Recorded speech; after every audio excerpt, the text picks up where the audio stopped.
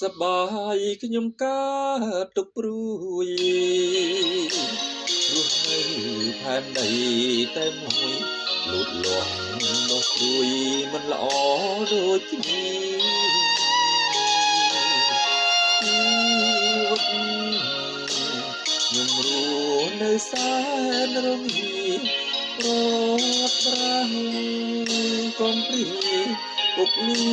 ចាលោកព្រោះតែទឹកដី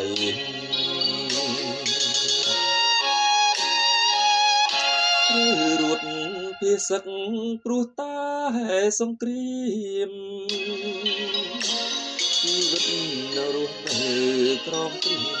លោករស់ស្ងប់ស្ងៀមជាមួយគ្រួសារ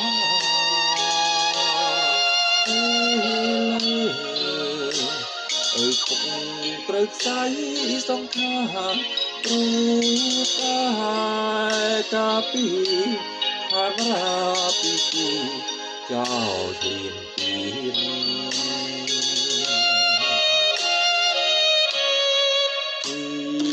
តកំព្រីអើយពុកព្រោះមិនប្រ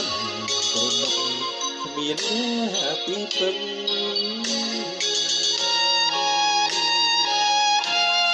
ដៃរងទុកដូចបាត់ព្រលឹងតស៊ូខំប្រឹងព្រោះតែកូនឃើញកូនគេសុខស្រណុក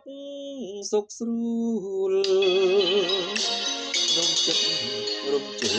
បរំជួលក្នុងព្រោះក្តុកក្បួលអួលណានអរ៉ាពុកប្រយុទ្ធការពារកាមេរ៉ាអនេះអ្នកណាចាំថាពុកដូរជីវិតព្រោះខ្មែរ